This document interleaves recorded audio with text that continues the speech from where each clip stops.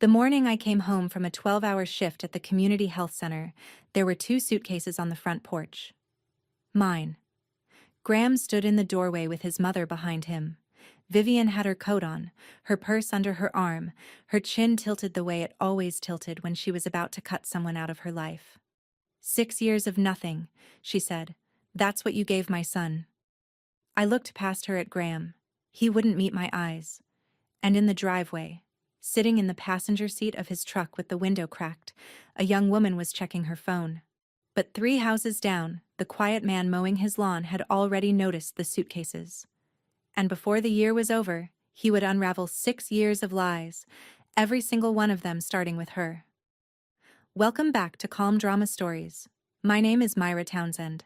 I was 34, a registered nurse in a small Virginia town, and I'd spent 6 years married to a man whose mother decided I was defective. This is the story of how I lost everything I thought I needed and found out the truth had been locked in a filing cabinet the whole time. If you've ever been told you weren't enough, drop a comment below. And be sure to subscribe, because you don't want to miss what happens next. I set my bag down on the porch. The suitcases were already zipped. Vivian had packed them herself. I could tell by the way the corners were folded. She always folded corners like she was wrapping a gift for someone she didn't like. Graham shifted his weight. He still wouldn't look at me. Mom arranged the paperwork, he said. It's better this way. I asked for an explanation. Not because I expected honesty, but because I wanted to see if either of them could say it to my face. Vivian did. She stepped forward, heels clicking on the porch tile, and said it clearly. My son deserves a future. You can't give him one. 6 years, Myra. Some women just aren't meant to be mothers.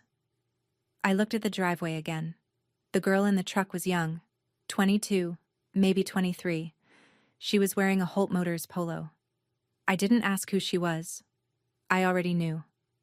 I'd been a nurse long enough to read a room. The diagnosis was obvious. Graham had been coming home late for months. The cologne shifted from his usual to something sharper.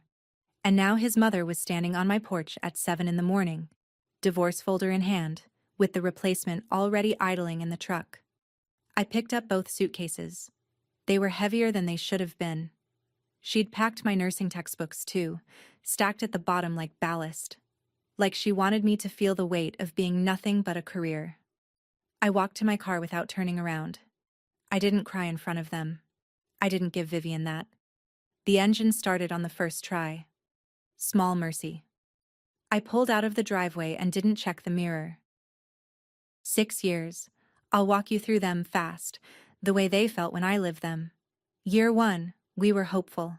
Graham and I got married in the spring. Small ceremony. Vivian paid for everything and reminded us twice. By Christmas, no pregnancy. Give it time, the doctor said. Year 2, Vivian insisted we see someone specific. Dr. Leland Fry, OBGYN, ran the only women's clinic in Barren. He was a friend of hers from college. The best, she said. Dr. Fry ran tests, hormone panels, ultrasounds, blood work. He sat me down and told me my ovarian reserve was diminished, that my chances were low and dropping. I remember the fluorescent light buzzing above his desk when he said it. Year 3, I wanted a second opinion. I'd been reading medical journals at the health center on my lunch break, the way nurses do when something doesn't sit right. Vivian moved fast. She arranged another specialist, a colleague of Fry's in Lynchburg. Same result. Same language. Diminished. Low. Unlikely. Year 4, treatments. Hormones that made me sick. Shots that left bruises on my stomach. Graham watched from the doorway, arms crossed like he was waiting for a verdict. Year 5, I called a fertility clinic in Charlottesville on my own, made an appointment. 3 days later, Graham told me he'd canceled it. Mom already took care of it, he said. Stop torturing yourself. I didn't fight him on it. Not because I was weak, because every door I tried to open, someone had already locked from the other side. The system around me was airtight, and I didn't know yet that the air inside was poison. Year 6, Graham started coming home after midnight. I stopped asking where he'd been. I was too tired to fight a war on 2 fronts. Gail Perkins was the only person I trusted completely. We'd worked together at the Barren County Community Health Center for 8 years. She was a medical coder, sharp-eyed, built like she could weather anything, and she had a way of saying hard truths without making them sting worse than they already did. The morning I showed up at her door with 2 suitcases, she didn't ask questions. She made coffee and sat me down. "I heard a rumor last month," she said. "I didn't want to be the one to tell you." She pulled up a photo on her phone. A Holt Motors dealership event, some ribbon cutting or anniversary, the kind of thing Graham's family threw every quarter. Graham stood in the center, arm around a young woman in a red dress. Kelsey Brewer, 23, marketing intern. Behind them, Vivian Holt, smiling like she'd just closed a deal. "That's from 6 weeks ago," Gail said. I looked at the photo for a long time. Not at Graham, at Vivian. Her smile in that picture was the same one she'd had on my porch that morning. The replacement wasn't a surprise. The replacement was a plan. "You can stay here," Gail said. "The spare room's clean." I shook my head. I need my own space, even if it's small. Gail didn't push. She topped off my coffee and handed me the classified section. Apartments in Barton. Most were too expensive on a nurse's salary alone, but at the bottom of the page, circled in red from a previous renter's search, there was a listing. Cottage, Orchard Road, furnished, $650 per month. I tore the page out, folded it, and put it in my pocket. 2 weeks before the suitcases on the porch, I'd been standing in the upstairs hallway of the Holt house, carrying Vivian's evening blood pressure medication on a small tray. She took it at 8 sharp, every night, and I brought it because I was the nurse and because in that house, being useful was the only currency I had. The study door was ajar. I heard Vivian's voice first. Low, direct, the way she spoke when she was giving orders, not asking. "You've wasted 6 years on that woman, Graham. 6 years I can't get back." Then Graham. "She's my wife, Mom. She can't give you children, and I will not watch this family die with you." A pause. I could hear the grandfather clock in the foyer ticking. Vivian continued. "I've already spoken to the Brewers, their daughter Kelsey. You've met her. Young. From a good family. Healthy." Healthy. The word landed like a slap through the door. "You have a choice," Vivian said. "File the papers, or I transfer the trust. All of it. The dealerships, the houses, the foundation accounts. Everything goes to the charitable fund. You'll have nothing. Not the house. Not the car. Not the pocket money you call a salary." Graham didn't answer. That silence was his answer. I backed away from the door, set the tray on the hallway table, walked to the bathroom, turned on the faucet, splashed cold water on my face, looked in the mirror. And then I went downstairs and finished making dinner, because that's what I did. That's what I always did. I held everything together for people who were already planning to throw me away. The cottage on Orchard Road was old, with a sloped front porch and windows that stuck in the humidity. The landlord, Mr. Beale, handed me the keys and apologized for the water pressure. "It's not much," he said, "but it's yours." I moved in with 2 suitcases and a box of textbooks. The first night, I sat on the porch with a cup of instant coffee and watched the sky turn violet behind the tree line. The air smelled different here. Not Vivian's Chanel, not the antiseptic of the clinic. Magnolia. The neighbor's yard had one. A massive southern magnolia, the kind that blooms heavy in May, filling the air with something sweet and thick and alive. The house attached to that tree was modest but kept. A man came out around 7 to mow the lawn. Early 40s, quiet build. He moved the mower in straight, efficient lines, the way someone does when they've been doing things alone for a long time. He looked up, saw me on the porch, and lifted a hand. "Evening," he said. Nothing else.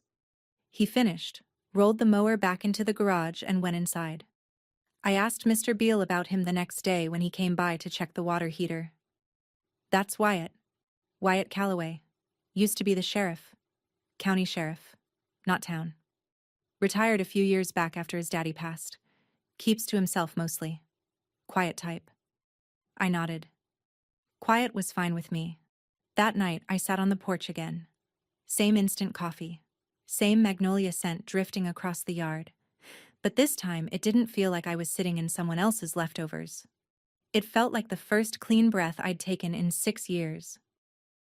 In a town of 18,000, news doesn't travel. It arrives. By Monday, the Barton version of my divorce was fully formed. Poor Graham Holt, trapped for 6 years with a barren wife, finally set free to find happiness. I heard it at the pharmacy when Mrs. Donnelly, Vivian's friend from the women's club, the one with the pearls and the habit of speaking loudly enough for everyone to hear, said, "I heard about the divorce, dear. These things happen. Some bodies just aren't made for it." I thanked her for her concern. I paid for my toothpaste and left. I heard it at the grocery store checkout. The cashier, a girl who couldn't have been older than 20, asked if I was the one whose husband was dating that pretty intern. She didn't mean harm. She was just filling silence. In Barton, the Holts filled everything. At the health center, my supervisor, Dr. Smith, pulled me aside. She was a small woman with sharp eyes and absolutely no patience for gossip. "I heard the nonsense going around," she said. "I don't care. You're the best RN on this floor. Focus on your patients." I nodded. I opened a chart. I checked vitals. I administered a flu shot to a 70-year-old man who told me I had steady hands. 12 years of nursing, I told him. That's what it teaches you. How to be calm when everything around you isn't. It was the truth, and it was the only thing holding me together. The town could talk. Vivian could spin whatever story she wanted. I had a job, a cottage, and hands that didn't shake. For now, that was enough. Saturday morning, the kitchen window jammed. Humidity had swollen the frame overnight, and no amount of pulling would move it. I was standing on a step stool, both hands on the sash, when I heard a knock on the screen door. Wyatt Calloway stood on my porch, hands in his jacket pockets. "Those frames swell every June," he said. "Here." He stepped inside, pressed both palms flat against the upper corners of the frame, and lifted. The window slid open with a grudging squeak. 30 seconds, maybe. "Thank you. Coffee?" He shrugged, which I took as yes. We sat on the porch. He drank his black. He talked a little, more than I'd expected. He'd been sheriff for 8 years, he said. Retired early. Didn't love the politics. His father had passed 3 years ago. He was a complicated man. Built something big but missed everything small. He didn't elaborate and I didn't push. I told him I was a nurse. He asked about the health center, about the kind of patients I saw. He asked good questions, the kind that came from actually listening, not from trying to get to the next topic. So I told him, not everything, but enough. "My husband's family says I can't have children," I said. "That's why he left." Wyatt set his mug down. He was quiet for a moment. Then, "Who diagnosed you?" "A doctor here in town. Dr. Fry." Something shifted behind his eyes. Subtle. Like a filing cabinet opening and closing. "If you ever want a second opinion from someone who doesn't owe the Holts anything," he said, "I might know a place." He didn't push. He stood, thanked me for the coffee, and walked back across the yard. The magnolia tree between our houses was just starting to bloom. 3 nights I lay awake thinking about what Wyatt said. I might know a place. Not, "I can help you." Not, "Let me fix this." Just a door, left open, for me to walk through if I chose. On the 4th night, at 2 a.m, I picked up my phone and searched. Patient Rights Medical Records, Virginia. The answer was clear. Under HIPAA, I had the legal right to request my complete medical file from any provider. I'd known this technically. Every nurse does. But knowing a thing and acting on it are separated by a canyon, and the bridge was built from the same question that had kept me awake. What if they were right? What if there was nothing to find? I put the phone down, stared at the ceiling. Then I picked it up again and typed the number for Barton Women's Health. At 8:15 the next morning, I called. The receptionist sounded surprised. "I'll need to check with Dr. Fry," she said. "It's my legal right," I told her. "I'll put the request in writing." She said she'd process it. I hung up and called Wyatt. "That place you mentioned, I'd like to go." "I'll make a call," he said. "No drama, no speeches." On my drive to work, I passed the Holt Motors billboard at the intersection of Route 11 and Maple. Graham's face, 10 feet tall. Family values, fair prices. Below it, in smaller type, Barton's trusted name since 1972. I kept driving. The light turned green and I didn't look back. Wyatt drove. An hour and a half to Richmond, most of it through green Virginia hills, windows down, the kind of drive where you can feel the air change from small town to city. I expected a regular clinic. Something clean, competent, unremarkable. We pulled into a campus, glass and limestone, 3 buildings connected by covered walkways, a fountain in the central courtyard. The sign at the entrance read, "Callaway Medical Group, Center for Reproductive Excellence." I looked at Wyatt. "Callaway, like your last name?" "My father built it," he said. "I chose a different path." He didn't say anything else about it. Inside, the lobby was bright and quiet. A woman at the reception desk greeted Wyatt by name, first name, and led us to a private consultation room. Dr. Priya Anand, reproductive endocrinologist, walked in 10 minutes later. She was poised, direct, and she shook my hand like I was a person and not a problem. "Let's start fresh," she said. "Forget what anyone told you before. We're going to run a full panel. Blood work, hormone levels, ultrasound, AMH, everything from zero." I nodded. For the first time in 6 years, a doctor was looking at me without Vivian's shadow standing behind her. The blood draw took 15 minutes. The ultrasound was thorough. Dr. Anand wrote notes by hand. Actual notes, not checkboxes. When we checked out, I reached for my insurance card. The woman at the desk shook her head. "It's covered." I looked at Wyatt. He shrugged. "Old family account." We drove home with the windows down. Magnolia scent from somewhere along the interstate median, thick and familiar. I closed my eyes for the last 20 miles and let myself breathe. While I was sitting in a consultation room in Richmond, Graham was sitting in a booth at Vittorio's on Main Street, Barton's only restaurant with cloth napkins. Gail told me later, she'd been 2 tables away with her husband, celebrating their anniversary. Graham had ordered the most expensive bottle on the list. Kelsey Brewer sat across from him, a young woman with straightened hair and careful makeup, wearing a dress that probably cost more than my monthly rent. She looked happy. Why wouldn't she? She was 23, dating the most eligible man in town, and his mother had personally approved. Vivian arrived 20 minutes in. She walked to the booth like she was inspecting a property. Gail said she studied Kelsey the way someone appraises a horse at auction: teeth, posture, carriage. "You come from the Brewers in Barton?" Vivian asked. Kelsey nodded, eager.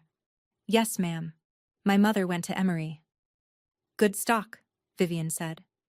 Then she turned to Graham, lowered her voice, but Gail was close enough to catch it. "Give it 6 months. If she doesn't conceive, we'll try someone else." Gail said Graham flinched. Just barely. The kind of flinch that meant he'd heard something he didn't want to hear but wouldn't fight. Kelsey didn't catch it. She was too busy smiling. I heard all this later, sitting on Gail's couch, holding a mug of tea that had gone cold. "She said that?" I asked. "Try someone else?" "Like she was rotating inventory," Gail said. She was disgusted. So was I. But underneath the disgust, something else was taking shape. A thought I didn't have words for yet. If Vivian was already planning to replace the replacement, then the problem had never been me. The call came on a Tuesday. I was at the health center, restocking supply cabinets in exam room 3, when my phone buzzed. Callaway Medical Group. I stepped into the break room and closed the door. Dr. Annan's voice was measured, clear. "Myra, your results are in. Your AMH levels are within normal range. Your ovarian reserve is healthy. Your hormone panel is consistent with a woman your age who has no fertility impairment. I sat down on the break room chair. The vinyl squeaked under me. Your ultrasound showed normal follicle development. There is no indication, none, of diminished reproductive capacity. I stared at the poster on the wall. Hand hygiene. 5 steps. I'd read it 1,000 times. What does that mean exactly? I asked. I knew. I was a nurse. I'd spent 12 years reading lab results. But I needed to hear a doctor say it. A real doctor. One who didn't owe Vivian Holt a single thing.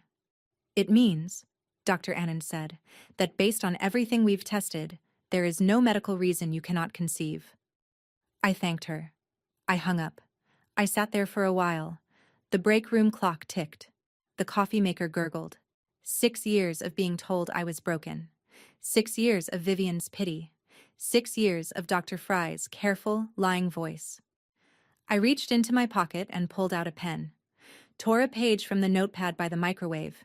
Wrote down the date and the results. Folded the paper twice. Put it back in my pocket. I didn't call Graham. I didn't call Vivian. I went back to exam room 3 and finished restocking the cabinets, because that's what steady hands do. The manila envelope arrived 3 weeks after my written request. It was thick, heavier than it should have been for one patient's file. I set it on the kitchen table of my cottage and stared at it while the kettle boiled. Barren Women's Health, the return address said. Dr. Leland Fry, MD. I opened it carefully. The pages inside were organized by date, earliest first. Consultation notes in Dr. Fry's handwriting. Small, tight script, the kind that looks precise until you try to read it. Lab reports on clinical letterhead. Ultrasound images printed on thermal paper, already fading. I spread them across the table and started reading the way I'd read a patient file at work. Systematically. Date. Test ordered. Results. Notes. Cross-reference. I was looking for the story the numbers told, not the story I'd been told. The FSH level Dr. Fry had flagged as concerning during our consultation. I found the original printout. The lab value was 6.8 milli-international units per milliliter. Normal. Well within range. But someone had written a handwritten annotation in the margin. 14.2. Elevated. Recheck. That wasn't the lab's handwriting. That was Fry's. He'd altered the number. I kept going. The AMH result he'd told me was low. The printed report showed a value that any nurse would call adequate. Another annotation. Another alteration. My hands didn't shake. They never do. But my jaw tightened, and I had to set the page down and stand up and walk to the window. The magnolia tree was dark against the evening sky. I walked back to the table. I kept reading. I reached a lab report near the middle of the stack, and I stopped. I sat at that kitchen table for 3 hours. Every page I turned made the picture clearer and uglier. If you've ever trusted someone with your health and wondered later if they told you the truth, you know the feeling in your stomach right now. Stay with me, because what I found on that next page changed everything. Like this video and subscribe if you want to hear what happened when the medical board opened their investigation. The lab report was for a comprehensive fertility panel, blood work, hormone analysis, the whole battery. The letterhead was from Barren Women's Health. The stamp at the bottom showed the collection date and time, and the date read, Sunday, March 12th, 2023. I set the page on the table. I know Barren Women's Health. I've referred patients there for 12 years. I know their hours the way I know my own shift schedule. They open Monday through Saturday. They are closed on Sunday. They have always been closed on Sunday. No exceptions, no weekend overflow, no special appointments. I pulled up the clinic's website on my phone. Hours of operation, Monday through Saturday, 8 a.m. to 5 p.m. Closed Sundays and federal holidays. I looked at the report again. Sunday, March 12th. A blood draw that could not have happened, at a clinic that was not open, producing results that were used to tell me I was broken. This wasn't a mistake. A nurse knows the difference between a clerical error and a fabrication. A wrong date is a typo. A complete lab panel with values, annotations, and a signature, dated on a day the facility was locked, is a forgery. Someone sat at a desk, created this document, and filed it in my chart. Someone with access to the letterhead, the stamp, and a reason to make sure the numbers told a specific story. I set the page down carefully. I photographed every page in the file with my phone, front and back. I put the originals back in the manila envelope. I sealed it. I wrote the date on the front in pen. Then I opened my laptop and searched. How to file a complaint with the Virginia Board of Medicine. I didn't call Graham. I didn't call Vivian. I didn't call Dr. Fry. I made myself a cup of tea and started reading the complaint form, line by line, the way I'd read a chart. The magnolia tree outside the window was still. The house was quiet. But the manila envelope on the table felt like it weighed 40 pounds. Dr. Annan called again 4 days later. She had reviewed the records I'd sent her, my file from Barton Women's Health, alongside the new results from Callaway. She was careful in what she said. Clinically precise. Myra, I need to ask you something. Did your husband ever undergo a semen analysis as part of your fertility workup? Dr. Fry told us Graham's results were normal, I said. That the issue was mine. A pause. Then, based on the discrepancies I'm seeing between Dr. Fry's documented findings and our independent testing, the pattern suggests the diagnostic focus may have been misdirected. Deliberately, the alterations in your file are consistent with an effort to redirect the source of the reproductive difficulty. She didn't say Graham was infertile. She couldn't, without testing him, but the implication was clear enough for a nurse to translate. The evidence in my chart had been manufactured to point the blame at me, and the only reason to do that was to protect someone else. I thanked Dr. Anand. She told me she'd document everything and make herself available if the board needed a clinical opinion. I hung up and sat at the kitchen table, 2 folders in front of me. On the left, my new results from Callaway. Normal, healthy, capable. On the right, 6 years of lies from Barton Women's Health. Altered numbers, forged dates, a diagnosis built on nothing but someone's need to protect the Holt name. Everything they told me was a lie. Every injection, every hormone pill that made me sick. Every night I lay awake wondering what was wrong with my body. All of it, engineered.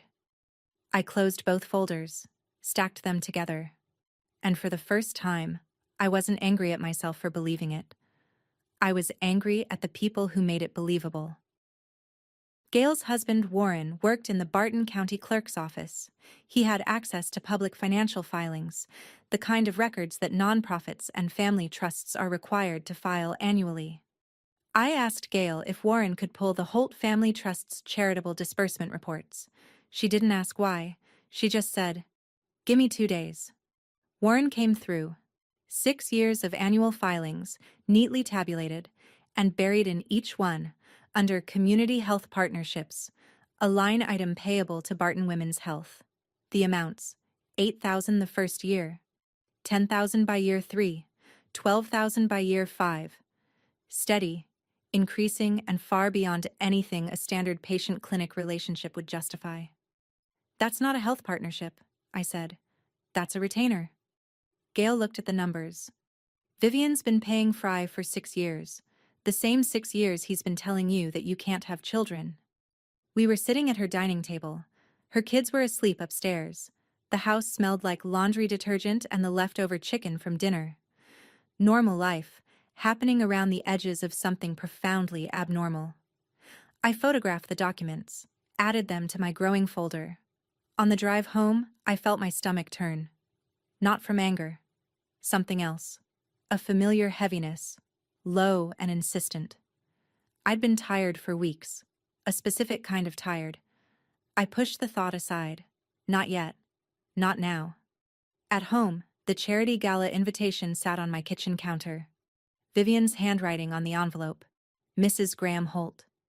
She'd used my married name. Whether out of carelessness or cruelty, I couldn't tell.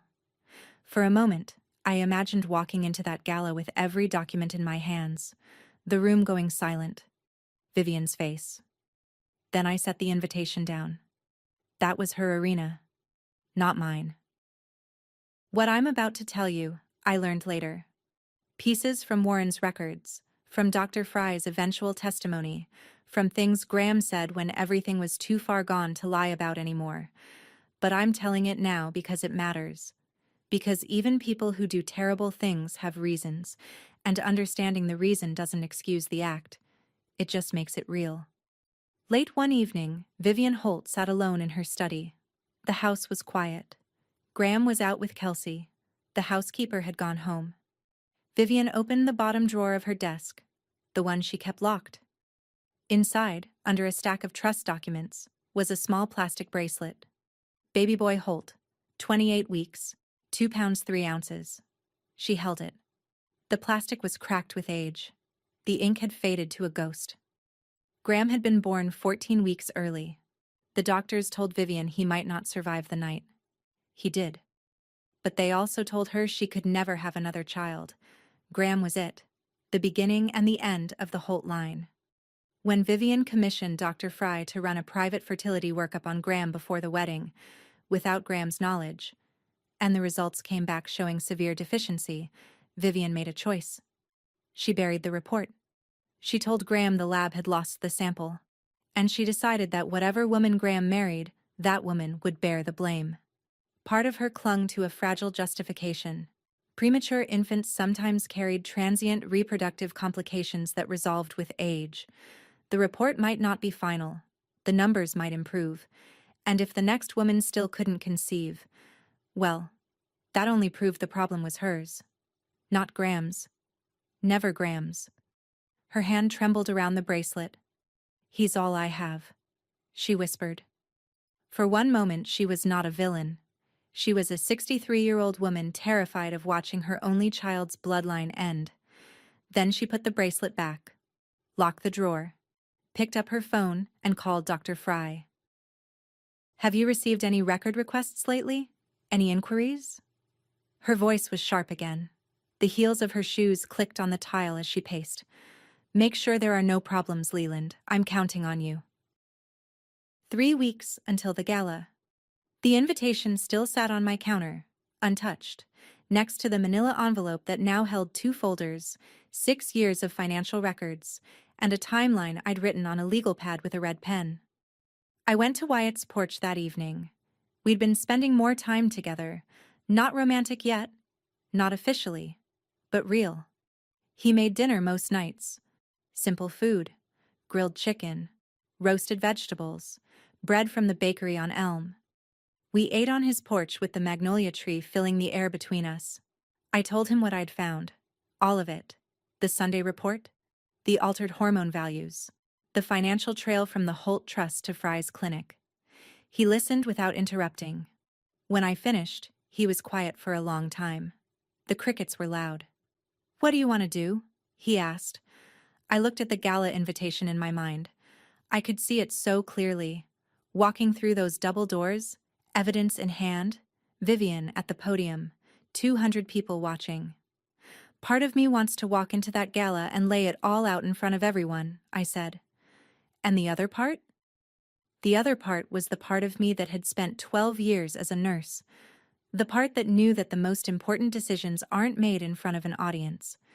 They're made in quiet rooms, with documentation, through proper channels. "The other part knows that's exactly what she'd want," I said. "A scene. Something she can spin into, poor bitter Myra causing drama. I'm not going to play on her court." Wyatt nodded slowly. "So what's the play?" I looked at the magnolia tree. The blossoms were full now, heavy on the branches. "I file a complaint, with the state, and I let the process do what the process does." Monday morning, I sat at my kitchen table with my laptop open to the Virginia Board of Medicine complaint portal. The form was straightforward. Subject of complaint, name of practitioner, practice name and address, nature of complaint, description of events, supporting documentation. I typed Dr. Fry's name, his license number. I'd looked it up the night before. Barton Women's Health. And in the description field, I wrote it clearly. falsification of fertility diagnostic records over a 6-year period, including lab reports dated on days when the facility was closed, handwritten alterations to hormone panel values, and a pattern of financial payments from a third party that coincided with the duration of the falsified treatment.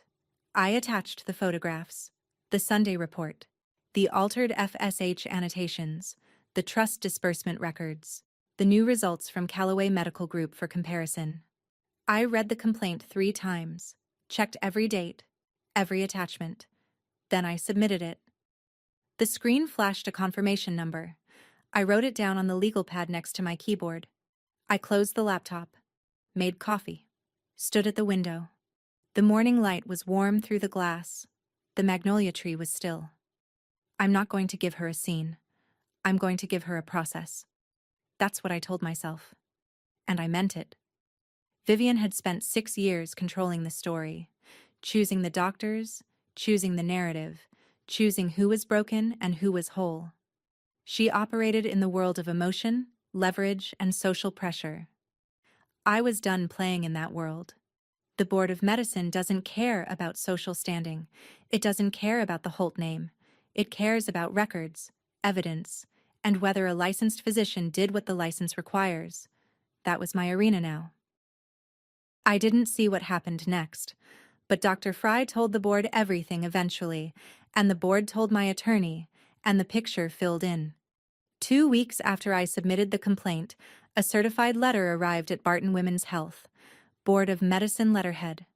Dr. Leland Fry, MD, opened it in his office with the door closed. He read it twice. His hands shook, a detail he later admitted under oath, though he didn't need to. The receptionist heard him knock his coffee mug off the desk. The letter outlined the complaint. It requested all patient records related to Myra Townsend. It informed him that a formal investigation had been opened and that an auditor would be scheduled within 30 days. He picked up his phone and called Vivian. "Someone filed a complaint," he said, "with the board. They're asking about the Townsend records." Vivian's response was immediate. "Who filed it?" "I don't know. The complaint is confidential." A pause. Then the sound I imagined 100 times. Vivian's heels on the tile floor of her study. Click, click, click. Pacing. "Destroy the originals," she said. "I can't." Fry's voice cracked. "They've already been subpoenaed. And the third-party lab in Charlottesville? The one that processed the original blood work. They still have the original electronic records. Virginia requires labs to retain test results and source data for 7 years. Silence from Vivian's end. Then, "This is manageable, Leland. It's a small-town board complaint. I know people on committees." "This isn't a committee vote," Fry said.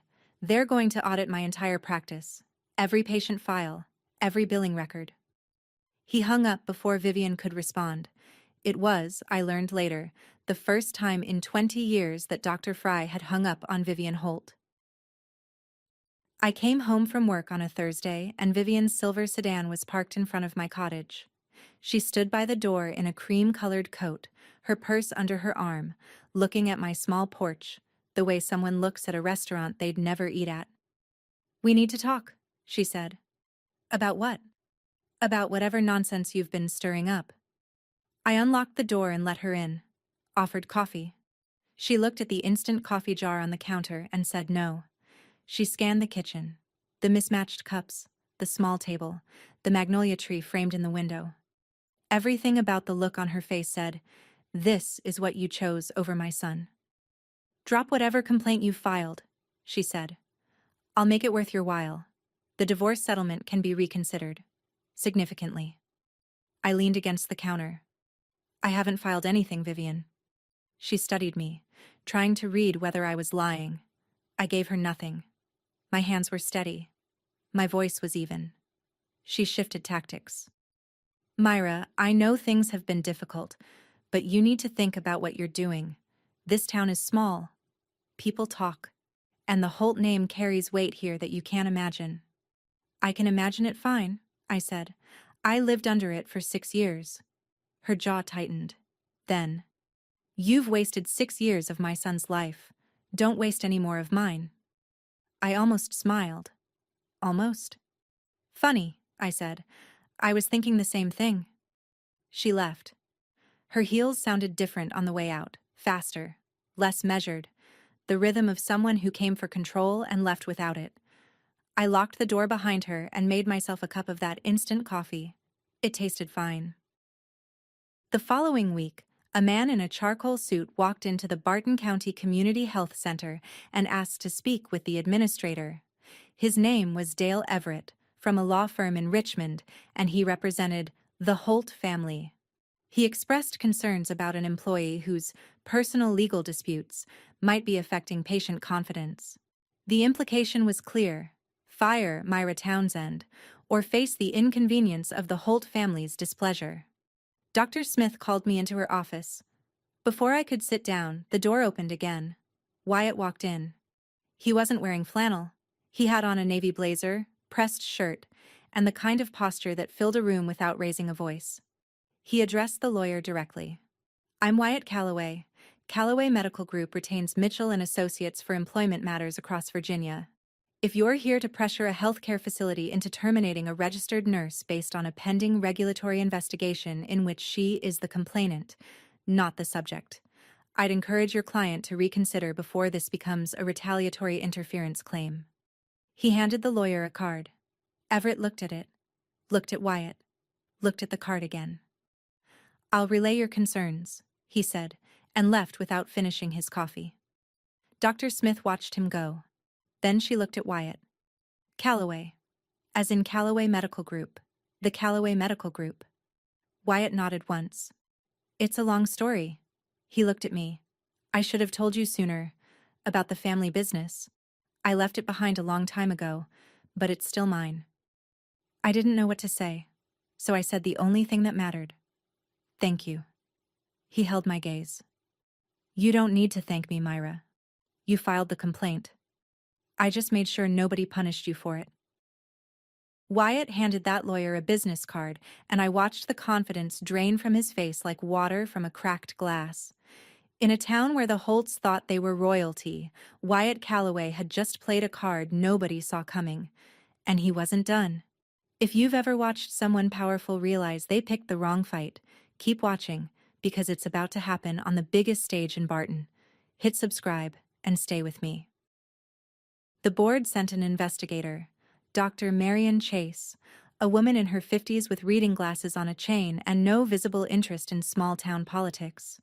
She arrived in Barton with a briefcase and a subpoena and spent 3 days inside Barton Women's Health with the door closed. What she found, according to the eventual report, the third-party lab in Charlottesville still had my original electronic lab records, the raw instrument data, the accession logs, the unaltered results as they were first processed. Stored per Virginia regulation. Laboratory records retained for 7 years minimum. When the board's auditor compared the lab's original electronic results to the values in my clinic file, the numbers didn't match. The FSH, the AMH, the estradiol. All had been altered. The printed lab values were normal. The values in my chart were not. Additionally, Dr. Chase flagged the financial records.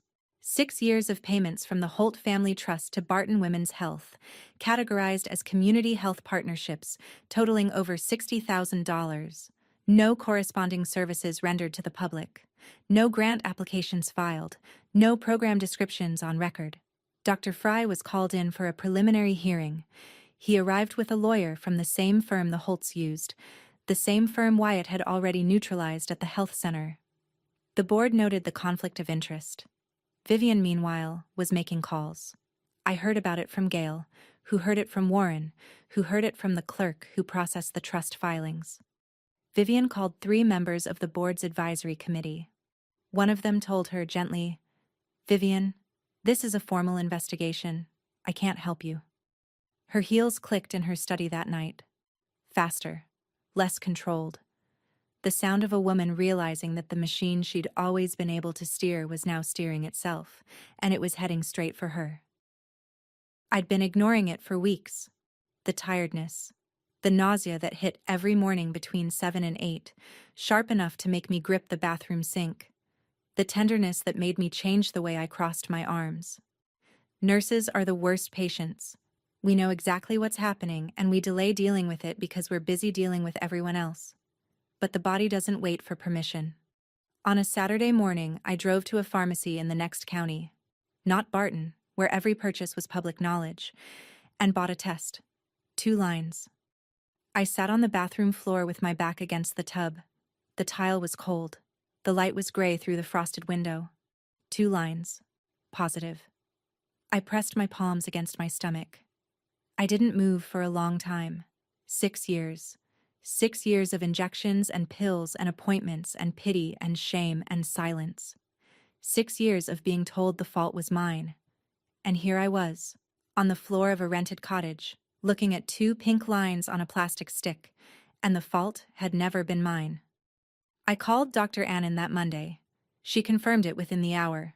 Blood work, ultrasound, everything. "Congratulations, Myra," she said. And then, "Based on the ultrasound, you should know. It's twins."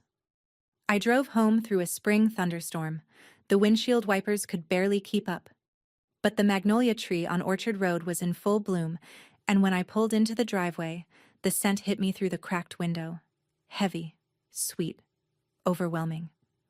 Wyatt was on the porch. I told him. He held me. "I know a team," he said. "The best in the state. They'll take care of everything." Surrounded by an elite medical team. That's what the story would say later. But in that moment, it was just a man holding me in the rain, promising that this time, nobody would lie about who I was. In Barton, news leaks the way water finds cracks in old foundations, slowly at first, then all at once. The board investigation was technically confidential. But Dr. Chase had interviewed staff at Barton Women's Health. She'd pulled records from the county clerk.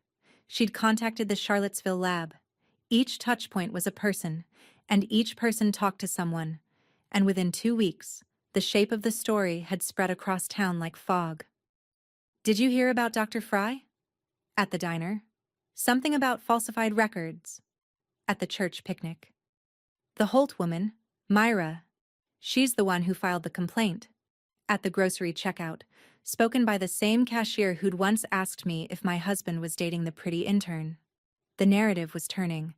I could feel it in the way people looked at me at the health center, not with pity anymore, but with something closer to recalibration. Mrs. Donnelly, Vivian's closest friend, was notably silent. She'd stopped attending the women's club meetings. Graham heard the rumors, too. Gail told me he'd been seen at the library, of all places, using the public computer. She didn't know what he searched, but I could guess. He called Vivian. "Mom, what's going on? Someone said the board is investigating our family doctor." Vivian told him it was nothing. "I'm handling it." But for the first time, Graham didn't immediately accept her answer. Kelsey, meanwhile, was pulling away. She'd stopped posting photos with Graham.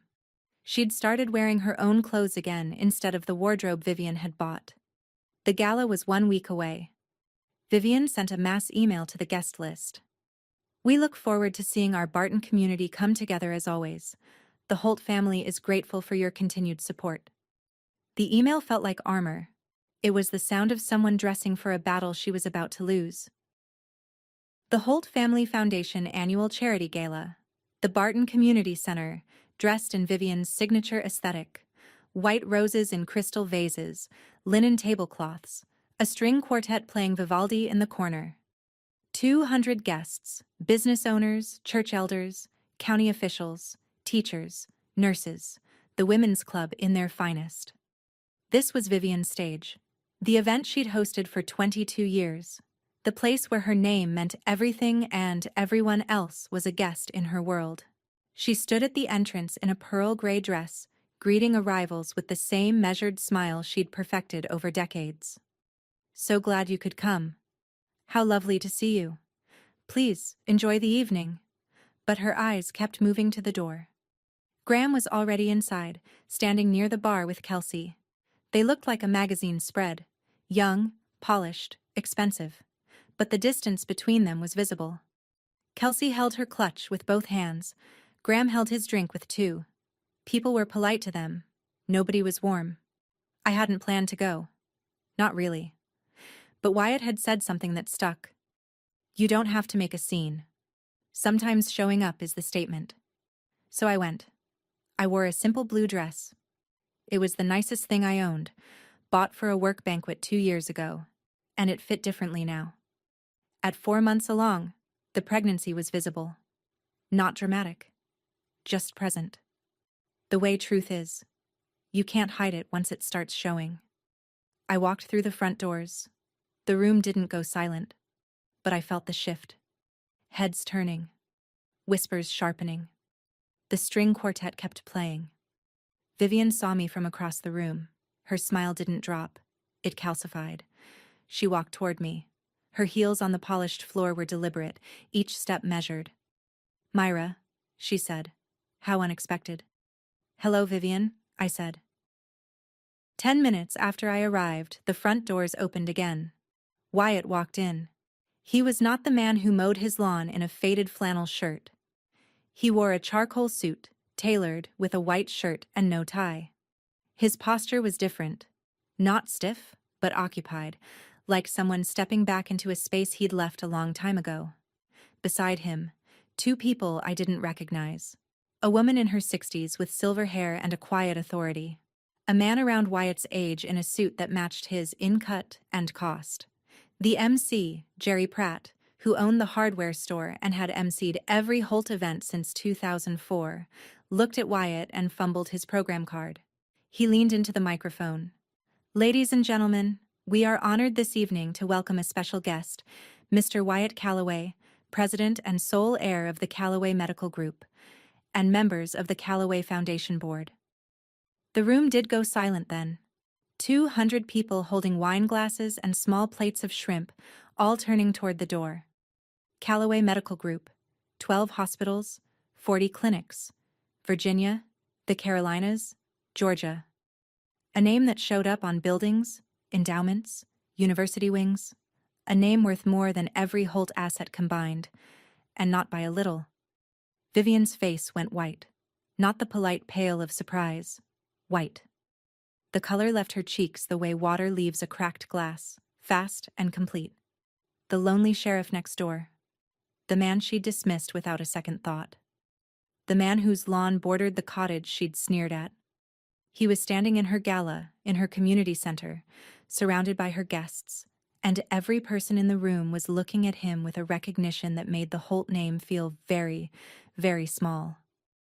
Wyatt walked to me. He put his arm gently around my shoulder. He nodded to the room the way you nod at a neighbor. He didn't make a speech. He didn't need to. The timing was not something I planned. I want to be clear about that. The board operates on its own schedule, and whatever that schedule was, it chose that evening. Graham's phone buzzed first. He pulled it from his pocket, glanced at the screen, and froze. The Barton Gazette had published an article 20 minutes ago. Local OB/GYN doctor Leland Fry suspended pending investigation into falsified medical records. Board sources confirm complaints related to fertility diagnostics. Financial irregularities linked to local family trust under review. He read it again. Then he looked across the room at Vivian. Mom. His voice carried. The string quartet had stopped playing. The cellist had been checking her own phone. What did you do? Vivian moved toward him. Not here, Graham. We'll discuss this at home. What did you do? He was louder now. People were watching. Phones were out. The article was spreading through the room the way Vivian's invitations used to, efficiently, reaching everyone. It was a medical matter, Vivian said. Leland made a mistake. I've already spoken to... A mistake? Graham's voice cracked. You told me she was the problem. You told me for 6 years that Myra was the reason we couldn't have children. You chose the doctor. You paid for everything. You told me. I did what I had to do to protect this family. You lied to me. The room was completely still. Vivian's composure broke. Not quietly. Her voice rose. She pointed at me. That woman is trying to destroy everything I built. Everything. And you're standing here. I stood 15 feet away. My hand rested on my stomach. I said nothing. My face said nothing. The loudest person in the room was the one who had lost control of it. Graham turned to me. His face was a wreck. Red, wet, shaking. Did you know? About the records? I found out, I said. Yes. Why didn't you tell me? I looked at him. At the man who had cancelled my doctor's appointment in year 5 because his mother said she'd taken care of it. At the man who had handed me suitcases packed by someone else and called it better this way. Would you have believed me? I asked. You cancelled my appointment in Charlottesville because your mother told you to. You never once questioned her. Not once in 6 years. So tell me, Graham. If I had come to you with lab results and said your mother was paying a doctor to lie about me, would you have believed me? Or would you have believed her? He didn't answer. He didn't need to. We both knew. Vivian stepped forward. One last attempt. Her voice was lower now, stripped of performance. Myra, please, let's discuss this privately, for the family. I looked at her. At the woman who had stood on my porch and told me some women aren't meant to be mothers. At the woman who had spent $60,000 making sure a doctor would confirm it. There is no family, Vivian, I said. You made sure of that. I paused. Let the room hold its breath. 6 years of nothing. That's what you said to me. On my own porch, with my suitcases at my feet. But the nothing was never mine. It was always yours. Vivian sat down in the nearest chair. She didn't get up. Across the room, Kelsey Brewer picked up her clutch, turned toward the exit, and walked out without saying a word. Nobody stopped her. Nobody was looking at her anymore. Wyatt took my hand. We walked toward the door. I didn't rush. I didn't look at the floor. I looked at the room. The white roses Vivian had arranged, the crystal vases she'd polished, the string quartet that had stopped playing and was now packing up their instruments. I looked at the 200 people who had watched the Holt name define this town for 2 decades. I looked at Graham, standing alone at the bar, his phone still in his hand, staring at the article that had undone his mother's entire architecture. And I looked at Vivian, sitting in a wooden chair near the wall. Her hands were in her lap, her shoulders were curled inward, her heels were flat on the floor, still, not clicking, not pacing, not commanding. Just still. I didn't say anything else. I'd said everything that mattered, and the board had said the rest.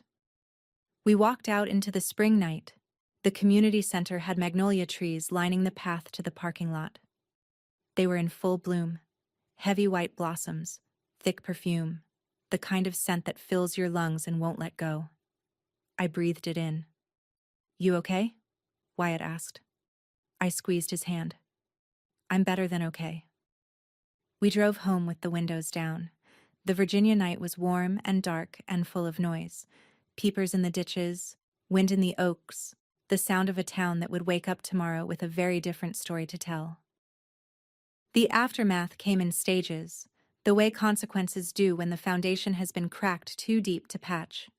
Dr. Leland Fry's medical license was permanently revoked by the Virginia Board of Medicine. The audit of his practice revealed a pattern that extended beyond my case: altered records, incomplete documentation, billing irregularities spanning 15 years. The Commonwealth's attorney opened a criminal investigation. Fry was charged with felony falsification of medical records and fraud. His clinic, Barton Women's Health, closed permanently. The sign came down on a Tuesday. I drove past it on my way to work and felt nothing in particular. It was just a building now. Vivian Holt's role unraveled through the financial trail. The trust disbursements to Fry's clinic were reclassified as evidence of conspiracy. Graham, along with 2 other trust beneficiaries, filed a petition to remove Vivian as trustee. The Holt Family Foundation's tax-exempt status was placed under review. The Women's Club asked Vivian to step down as chair. Mrs. Donnelly delivered the message personally. I'm told it was brief. Graham didn't face criminal charges. He hadn't known about the falsification. Vivian had kept him in the dark as completely as she'd kept me, but his complicity was a different kind. The kind that comes from never asking questions when the answers might be uncomfortable. Without the trust funding, the Holt Motors dealerships began to struggle. Kelsey was already gone. Graham put the flagship lot up for sale 6 weeks after the gala and moved to a town in West Virginia where nobody knew his name. He never contacted me. I didn't expect him to. What would he say? What could he say? The town of Barton did what small towns do. It adjusted. The story shifted. Poor Myra became that nurse who filed the complaint. Dr. Smith pinned a note to the break room bulletin board at the health center.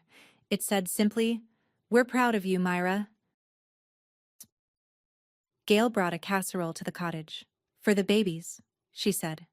Then she sat down and cried, because that's what real friends do when the hard part is finally over. We got married in October. 20 guests. Wyatt's backyard, under the magnolia tree, which was dropping its last leaves like confetti it had been saving. Gail stood next to me. Dr. Smith sat in the front row. Warren brought a camera. There were no white roses, no crystal vases, no string quartet. Just an afternoon, a minister from the Baptist church on Oak Street, and a man who looked at me like I was the only thing in the yard worth seeing. The twins came in December, a boy and a girl. Born at Callaway Medical Group's flagship hospital in Richmond, 37 weeks, healthy. Dr. Anand delivered them. The team, neonatologist, 2 nurses, an anesthesiologist on standby, was the best in the state, not because of wealth, because Wyatt's father had built those hospitals for exactly this reason, so that when it mattered most, the care would be there. I went back to work at the Barton County Community Health Center 8 weeks later. I didn't quit. I didn't move to a mansion. The cottage on Orchard Road was home, small, creaky, with windows that still stuck in the humidity and a porch that smelled like magnolia from April to September. Wyatt took a seat on the Callaway Medical Group board. Not as CEO. He'd never wanted that. But as a voice for community health, for clinics in small towns, for women who deserve to hear the truth from their doctors. Together, we funded a program through the Callaway Foundation, reproductive health advocacy for women who suspected their records had been falsified or their diagnoses manipulated. It was small. It was specific. It was ours. Some evenings, after the twins were asleep, I sat on the porch with a cup of real coffee, not instant anymore, and watched the magnolia tree sway in the dark. I used to think the worst thing that could happen was being told I couldn't have children. The worst thing was believing a lie about who I was. The best thing was finding out I was right all along. The people who tell you what you can't do are usually the ones who are afraid of what happens when you can. A Sunday-dated lab report, a manila envelope on a kitchen table, a magnolia tree that smelled like the life she almost lost. Myra Townsend didn't fight back with anger. She fought back with a process, a pen, and hands that never shook. If someone ever made you feel broken for something that was never your fault, share this story. Leave a comment. Tell me your moment, the one where you stopped believing the lie. And subscribe to Calm Drama Stories, because the next story is already waiting.